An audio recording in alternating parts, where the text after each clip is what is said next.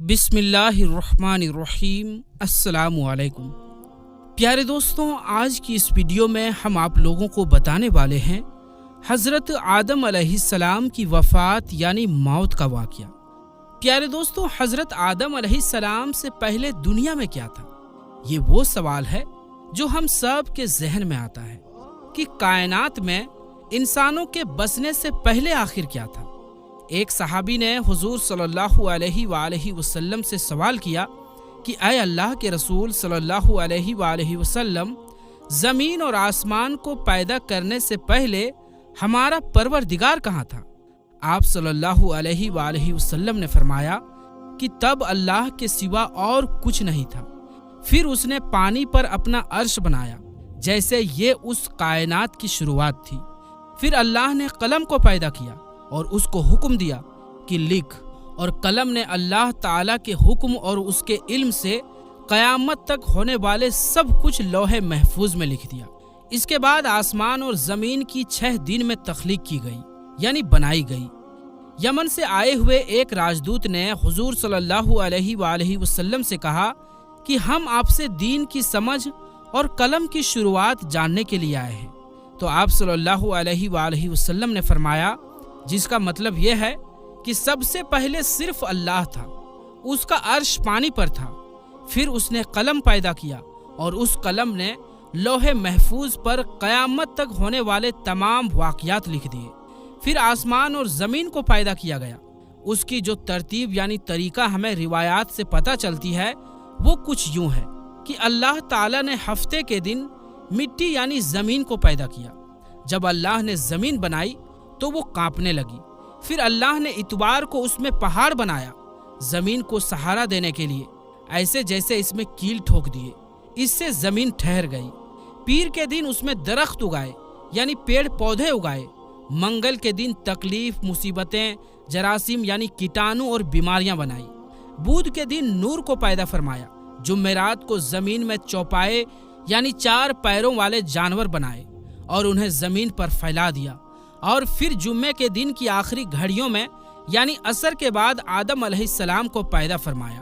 جیسے اللہ تبارک و تعالی نے انسان کی پیدائش سے پہلے اس کی سکھ سویدھاؤں کے لیے زمین اور اس پر ضروریات کی تمام چیزیں پیدا فرما دی تھی، یعنی مخلوق کی شروعات میں آخری نمبر پر انسان کو پیدا کیا گیا، اور نسل انسانی میں سب سے پہلی تخلیق حضرت آدم علیہ السلام کی تھی۔ وہ تمام انسانوں کے باپ ہیں۔ انسانوں کی پیدائش سے پہلے فرشتوں اور جنوں کی تخلیق بھی ہو چکی تھی۔ فرشتے اللہ تعالیٰ کی وہ مخلوق ہیں جن کا اصل ٹھکانہ آسمان ہے، اور وہ زمین والوں کے لیے استغفار کرتے ہیں۔ فرشتوں کو نور سے پیدا کیا گیا، جبکہ جنوں کی پیدائش آگ سے کی گئی، اور انسانوں کی تخلیق مٹی سے ہوئی۔ ابلیس جو کہ شیطان تھا وہ بھی فرشتوں میں سے نہیں بلکہ جنوں میں سے تھا، اور اس کی تخلیق بھی آگ سے کی گئی۔ کچھ روایات سے پتہ چلتا ہے کہ آدم علیہ السلام سے 2000 سال پہلے جنات پیدا کیے گئے، اور جب وہ فتنہ فساد میں حد سے آگے بڑھ گئے تو اللہ تعالیٰ نے ان کی طرف فرشتوں کا ایک لشکر بھیجا۔ ان میں خوب لڑائیاں جھگڑے ہوئے، اور اس میں فرشتوں نے جنوں کو تہس نہس کر دیا، اور وہ سمندروں کے جزیروں میں پناہ لینے پر مجبور ہو گئے، اور آج تک ان کے رہنے کی جگہ یہی جزیرے ہیں۔ ابلیس یعنی شیطان جو کہ جنات کے سردار ہے، اس کا ایک تخت ہے، اور وہ تخت پانی پر ہے۔ ابلیس کا اصل نام عزازیل تھا، اور اس کی نافرمانی کے بعد اسے ابلیس کا نام دیا گیا۔ ابلیس کا وہ تخت حقیقت میں کس جگہ پر ہے یہ ہم نہیں جانتے۔ خیر، جب اللہ تعالیٰ نے زمین کو انسانوں کے ذریعے سے آباد کرنا چاہا تو انسان کی تخلیق فرمائی، کیونکہ جنوں میں انسانوں جتنی عقل اور سمجھ نہیں تھی۔ کہا جاتا ہے کہ جنوں میں سب سے زیادہ علم رکھنے والا جن انسانوں میں سے 10 سال کے بچے کے برابر عقل رکھتا ہے۔ اللہ نے انسان کی تخلیق کر کے اس میں روح پھونکی۔ پھر اللہ نے فرشتوں سے فرمایا کہ میں زمین پر اپنا نائب بنانے والا ہوں۔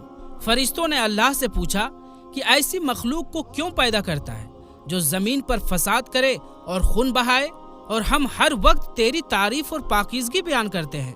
جس پر اللہ تعالیٰ نے فرمایا کہ جو کچھ میں جانتا ہوں وہ تم نہیں جانتے۔ فرشتوں کے اس سوال کے 2 مقصد تھے۔ پہلا یہ کہ کیا یہ بھی جنوں کی طرح زمین پر فساد کریں گے؟ اور دوسرا یہ کہ ہم سے تیری عبادت میں کوئی کوتاہی ہوئی ہے۔ بہرحال جب اللہ تعالی حضرت آدم علیہ السلام کو پیدا کیا تو زمین سے مٹی لانے کا حکم دیا۔ پھر اللہ کے پاس اس کے حکم کے مطابق مٹی لائی گئی۔ وہ مٹی اللہ تعالی نے پوری زمین سے اٹھوائی تھی۔ یہی وجہ ہے کہ حضرت آدم علیہ السلام کی اولاد زمین کے رنگ کے مطابق ہی ظاہر ہوئی، کچھ لال، کچھ سفید، کچھ کالے، کچھ اس کے بیچ۔ اس مٹی کو پانی سے بھگویا گیا تو یہ تین بن گئی۔ قرآن مجید میں کچھ جگہوں پر انسان کی تخلیق کے لیے تراب کا لفظ آیا ہے، یعنی کہ سوکھی مٹی، اور کچھ بار تین کا لفظ آیا ہے جو کہ بھیگی ہوئی یا تر مٹی کو کہتے ہیں۔ جب پانی کو مٹی سے بھگویا گیا تو وہ لیس دار ہونا شروع ہو گئی۔ پھر اللہ تعالی نے خود اپنے دست مبارک سے اس مٹی سے انسان کا ڈھانچہ تیار فرمایا۔ اللہ تعالی نے انسان کی تخلیق فرشتوں کے سپرد نہیں کی، بلکہ انسان کو خود ایک مورتی کی صورت میں ڈھالا۔ اس کے بعد ایک خاص وقت تک اس کو چھوڑے رکھا، یہاں تک کہ وہ گیلی مٹی سوکھ گئی اور اس کا رنگ کالا ہو گیا اور اس میں سے بدبو آنے لگی۔ پھر وہ سوکھ کر کے کھنکھناتی مٹی بن گئی اور آخر میں آگ پر پکی ہوئی مٹی کی صورت اختیار کر لی، یعنی آگ میں پکی ہوئی مٹی جیسی بن گئی، جسے قرآن پاک میں فخار کہا گیا ہے۔ اس مٹی کے لیے اور بھی کچھ الفاظ قرآن مجید میں ملتے ہیں، جیسے ہمایون یعنی کالی مٹی، مسنون یعنی بدبودار مٹی، سلسال یعنی کھنکھنا کر بولنے والی مٹی۔ تخلیق آدم اللہ کا ایک کرشمہ ہے۔ انسانوں کو ایک بہترین شکل عطا کی گئی۔ اس وقت انسان کا قد بہت لمبا تھا اور ان کے بعد آنے والے لوگوں کے قد گھٹتے چلے گئے۔ انسانوں میں سب سے لمبا قد حضرت آدم علیہ السلام کا تھا۔ ایک روایات میں حضرت آدم علیہ السلام کا قد 60 ہاتھ بیان کیا گیا ہے۔ بہرحال جب اللہ تعالیٰ نے انسان کا ڈھانچہ بنا کر اسے سوکھنے کے لیے ایک خاص وقت تک چھوڑے رکھا تو ابلیس یعنی شیطان اس کے ارد گرد چکر کاٹنے لگا۔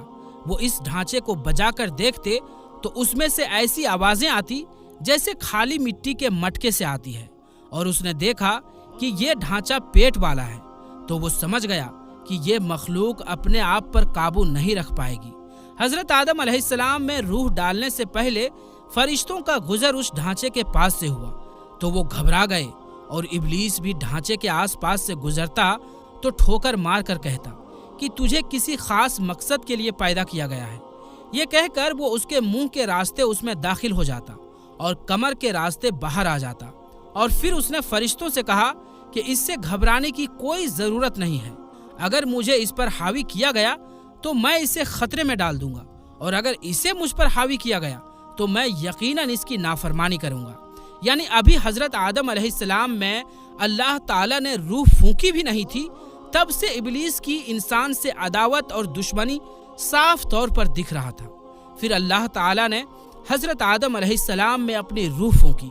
جیسے ہی روح اس بنائے ہوئے ڈھانچے میں سر کی طرف سے ڈالی گئی تو حضرت آدم علیہ السلام کو چھینک آ گئی۔ حضرت آدم علیہ السلام سے کہا کہ الحمدللہ کہیے۔ انہوں نے کہہ دیا۔ اللہ تعالیٰ کی اس تعریف کے جواب میں اللہ تعالیٰ نے فرمایا کہ تجھ پر تیرا رب رحم فرمائے۔ جب روح ان کی آنکھوں میں داخل ہوئی اور ان کی آنکھوں نے جنت کے پھلوں کو دیکھا تو غور و فکر کرنے لگے۔ پھر روح پیٹ میں داخل ہوئی تو کھانے کی ضرورت محسوس ہوئی، یعنی روح ابھی ٹانگوں تک نہیں پہنچی تھی اور کھانے کی خواہش محسوس ہونے لگی۔ جب حضرت آدم علیہ السلام میں روح پھونک دی گئی تو اللہ تعالیٰ نے ان کی پشت یعنی پیٹھ مبارک پر ہاتھ پھیرا، جس سے قیامت تک آنے والے تمام انسان باہر آ گئے۔ حضرت آدم علیہ السلام کی تمام اولاد ان کے سامنے ظاہر ہو گئی۔ یہ بات قرآن اور احادیث سے بھی ثابت ہے۔ پھر اللہ نے اولاد آدم سے انہی کے بارے میں اقرار لیا کہ کیا میں تمہارا رب نہیں؟ تو وہ تمام انسانوں نے جواب دیا کہ ہم اقرار کرتے ہیں کہ تو ہی ہمارا رب ہے۔ اللہ تعالیٰ نے حضرت آدم علیہ السلام میں اپنی روح پھونک کر فرشتوں اور جنوں سے انسان کو سجدہ کرنے کا حکم دیا۔ ابلیس کے علاوہ سب نے حضرت آدم علیہ السلام کو سجدہ کیا۔ اللہ تعالیٰ نے ابلیس سے پوچھا کہ تجھے کس چیز نے سجدے سے روک دیا؟ تو اس نے جواب دیا کہ تو نے مجھے آگ سے پیدا کیا ہے اور اسے مٹی سے، جبکہ میں اس سے بہتر ہوں۔ اللہ تعالیٰ نے اس کی گھمنڈ پر اسے سزا دیتے ہوئے فرمایا، اس جنت سے اتر جا، تجھے کوئی حق نہیں کہ تو جنت میں رہ کر تکبر کرے۔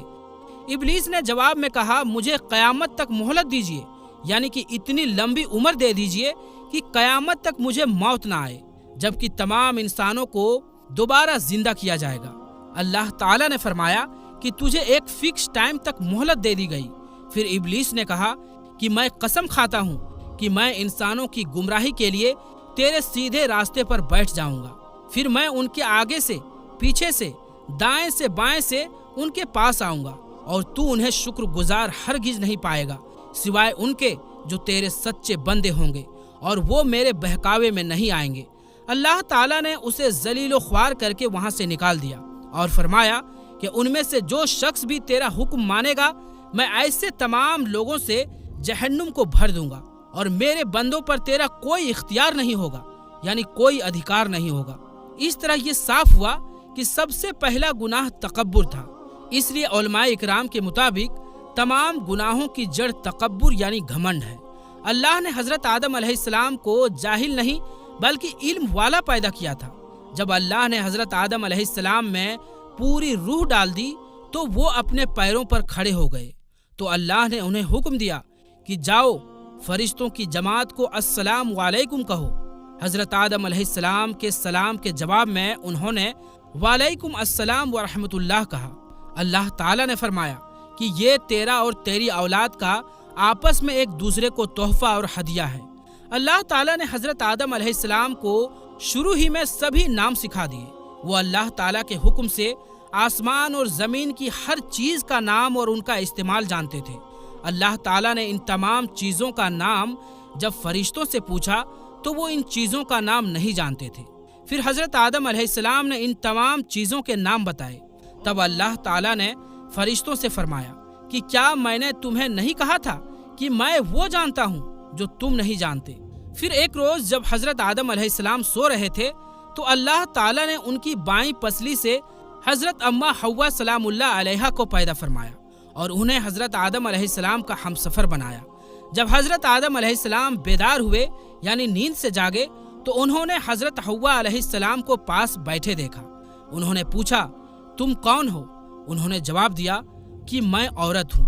حضرت حوا علیہ السلام قیامت تک آنے والی تمام عورتوں میں سب سے زیادہ خوبصورت تھی۔ حضرت آدم اور حضرت حوا علیہ السلام دونوں جنت میں رہتے تھے۔ انہیں نور کا لباس پہنایا گیا۔ جب ابلیس نے انہیں گمراہ کرنا شروع کر دیا اور اللہ تعالیٰ نے جس درخت کے پاس جانے سے انہیں منع کیا تھا، شیطان نے انہیں وہی کھانے پر مجبور کر دیا اور اس پر جھوٹی قسمیں بھی کھائی۔ انہوں نے اس درخت کے پھل کو کھا لیا اور اللہ تعالیٰ کے نافرمانی کے ذمہ دار بھی ہوئے۔ اللہ تعالیٰ نے ان سے نور کا وہ لباس لے لیے اور وہ برہنہ ہو گئے۔ وہ اس درخت کے پتوں سے اپنے آپ کو ڈھانپنے لگے، لیکن اس گناہ کے بعد غرور اور تکبر کی جگہ وہ اللہ تعالیٰ سے معافی مانگنے لگے اور ان کی مغفرت کے طلبگار ہوئے۔ اس سے یہ بتایا گیا کہ خطا انسان کی فطرت کا حصہ ہے، کیونکہ وہ فرشتوں کی طرح معصوم نہیں ہے۔ پھر اللہ تعالیٰ نے انہیں جنت سے نکل جانے کا حکم دیا اور فرمایا کہ تمام زمین پر رہو اور تم ایک دوسرے کے دشمن ہوگے۔ پھر وہ دونوں زمین پر اترے اور انہی کے ساتھ ابلیس بھی زمین پر اترا۔ حضرت آدم علیہ السلام اور حضرت حوا علیہ السلام نے اپنے رب سے معافی کے کلمات سیکھے۔ ایک روایات کے مطابق حضرت آدم علیہ السلام کو ہند میں جبکہ حضرت حوا علیہ السلام کو جدہ میں اتارا گیا۔ پھر وہ ایک دوسرے کو ڈھونڈنے لگے اور آخرکار میدان عرفات میں ان کی ملاقات ہوئی۔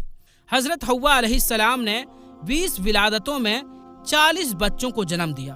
ہر ولادت میں ایک لڑکا اور ایک لڑکی پیدا ہوتی تھی۔ سب سے پہلا جوڑا قابل اور ان کی بہن کمین کا تھا۔ اس طرح زمین پر نسل انسانی کی بڑھوتری شروع ہو گئی۔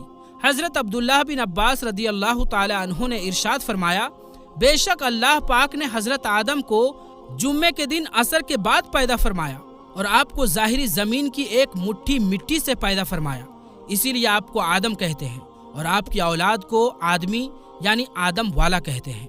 حضرت آدم علیہ السلام کا مبارک خمیر جس مٹی سے تیار ہوا، اس سے بچ جانے والی مٹی شریف سے کھجور کا درخت یعنی پیڑ بنایا گیا۔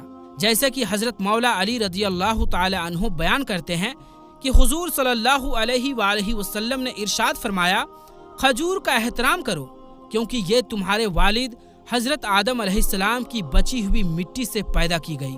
اللہ پاک نے حضرت آدم علیہ السلام کو بغیر ماں باپ کے مٹی سے پیدا فرمایا۔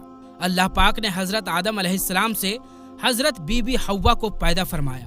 حضرت آدم علیہ السلام نے ان کی طرف دست محبت بڑھانے کا ارادہ کیا تو فرشتوں نے عرض کی، اے آدم ٹھہر جائیں، پہلے ان کا مہر ادا کریں۔ آپ علیہ السلام نے فرمایا، ان کا مہر کیا ہے؟ فرشتوں نے عرض کیا کہ ان کا مہر یہ ہے کہ آپ ہمارے سردار محمد مصطفیٰ صلی اللہ علیہ وآلہ وسلم پر 3 یا 10 مرتبہ درود پاک پڑھیں۔ چنانچہ آپ علیہ السلام نے درود پاک پڑھا اور فرشتوں کی گواہی سے آپ کا حضرت بی بی حوا علیہ السلام سے نکاح ہو گیا۔ اس سے معلوم ہوا کہ نبی پاک صلی اللہ علیہ وآلہ وسلم پر موجود چیز کے لیے وسیلہ ہے، یہاں تک کہ اپنے والد حضرت آدم علیہ السلام کا بھی وسیلہ ہے۔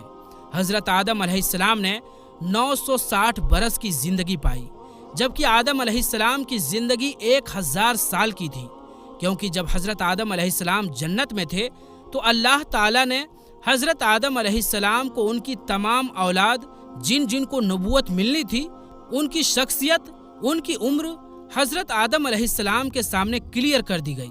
آپ نے جب حضرت داؤد علیہ السلام کی عمر کو 60 سال تک دیکھا تو اللہ سے کہنے لگے، اے اللہ پاک میری عمر کے 40 سال میرے پوتے داؤد کو دے دو، تو یوں آپ کی دعا قبول ہو گئی۔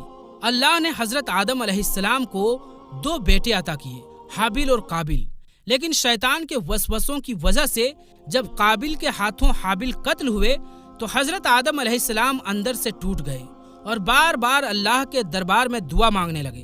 ایک دن حضرت جبرائیل علیہ السلام حضرت آدم علیہ السلام کے پاس آئے اور فرمایا، اے آدم علیہ السلام، اللہ تمہیں ایسا بیٹا دینے والے ہیں جس کے نسب سے انبیاء اور اولیاء زمین تک پہنچیں گے، ان کا نام شیس رکھنا۔ شیس کا مطلب ہے کہ اللہ تعالیٰ کا عطا کیا ہوا تحفہ، اور یوں اللہ تعالیٰ نے آدم کی نسل کو زمین پر بھیجا۔ جب حضرت آدم علیہ السلام کا آخری وقت آیا تو آپ نے اپنے بیٹوں سے کہا کہ میرا دل کرتا ہے کہ میں جنت کا پھل کھاؤں۔ آپ کے بیٹے زمین پر جنت کے پھل ڈھونڈنے لگے۔ اچانک سے ان کو فرشتے ملے اور کہنے لگے، اے بنی آدم کہاں جا رہے ہو؟ انہوں نے کہا، ہم اپنے بابا کے لیے جنت کا پھل ڈھونڈنے جا رہے ہیں۔ ان فرشتوں نے کہا، جاؤ تمہارے بابا چند دنوں کے مہمان ہیں۔ تمام بیٹے دوڑتے ہوئے آپ کے پاس پہنچے۔ آپ بستر بیماری پر اللہ کا ذکر فرما رہے تھے، بس اتنے میں موت کا فرشتہ آن پہنچا۔ جیسے ہی حضرت حوا علیہ السلام نے موت کا فرشتہ دیکھا تو حضرت آدم سے لپٹ گئیں۔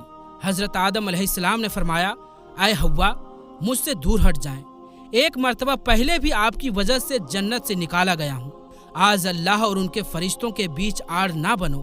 پھر آپ ان فرشتوں سے کہنے لگے، اے فرشتائے موت، کیا بھول تو نہیں ہو گئی؟ میں نے اللہ سے سنا تھا کہ میری عمر 1000 سال کی ہے، ابھی تو مجھے 960 برس ہوئے ہیں۔ ملک الموت نے کہا، اے اللہ کے نبی، آپ نے خود ہی فرمایا تھا کہ آپ کی عمر کے 40 سال آپ کے پوتے حضرت داؤد علیہ السلام کو دے دیے جائیں۔ بس حضرت آدم علیہ السلام کی روح قبض کر لی گئی۔ آپ کو غسل فرشتوں نے دیا اور جنت کی خوشبو آپ کی جسم مبارک پر لگائی گئی۔ پھر آپ کی نماز جنازہ فرشتوں نے حضرت جبرائیل علیہ السلام کے پیچھے ادا کی۔ زمین کھود کر آپ کی تدفین ہوئی اور تمام انسانوں کے نزدیک اللہ کا یہ حکم نافذ ہوا کہ جب بھی کسی کا انتقال ہو اس کے جسم کو ایسے ہی تدفین کرنا۔ آج بھی ان فرشتوں کی سنت پر ایمان والے عمل کر کے اپنے بزرگوں کی تدفین کرتے ہیں۔ آپ کی قبر مبارک کی جگہ کو لے کر بہت سے الگ الگ رائے ہیں۔ کچھ کے نزدیک آپ کی جائے تدفین سری لنکا، کچھ کے نزدیک جبل ابی قیس اور کچھ کے نزدیک عراق۔ کچھ روایتوں میں یہ بھی ہے کہ جب حضرت آدم علیہ السلام کی روح قبض کرنے کے لیے فرشتہ پہنچا تو آپ کے بیٹے جس کو آپ نے اپنا جانشین بنایا تھا حضرت شیس علیہ السلام سے کہنے لگے، اے میرے جانشین، میں نے اللہ سے سنا تھا بہت ہی جلد اس زمین پر ایک طوفان آئے گا، اگر تم اس وقت تک موجود رہو تو میرے جسم کو اس کشتی پر سوار کرنا جو نجات کا وسیلہ ہے، اگر تم اس وقت تک زندہ نہ رہو تو آپ اپنی اولاد کو وصیت کرنا کہ میرے جسم کو کشتی نوح میں سوار کریں۔